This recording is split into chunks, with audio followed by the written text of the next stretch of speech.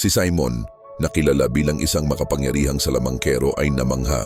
Nakita niya ang mga apostol na nagpapatong ng kamay. At ang mga tao ay napuspos ng Espiritu Santo.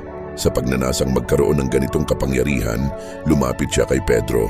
Nag-alok siya ng pera at sinabing, "Ibigay ninyo sa akin ang kapangyarihang ito." Ngunit tumayo si Pedro, ang kanyang mga matay nag-aalab.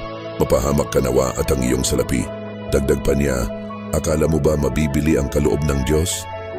Nanginig si Simon sa takot sa tindi ng mga salitang ito. Natanto niya ang kanyang malaking pagkakamali. Ang kapangyarihan ng Diyos ay hindi isang kalakal. Ito ay isang banal na kaloob na ibinibigay, hindi binibili. Tulad ng sabi sa mga Gawa 20, "Mapahamak ka nawa at ang iyong salapi." Ang tunay na espiritual na kapangyarihan ay nagmumula sa isang pusong dalisay. Huwag kalimutang mag-subscribe para sa higit pang mga kwentong tulad nito.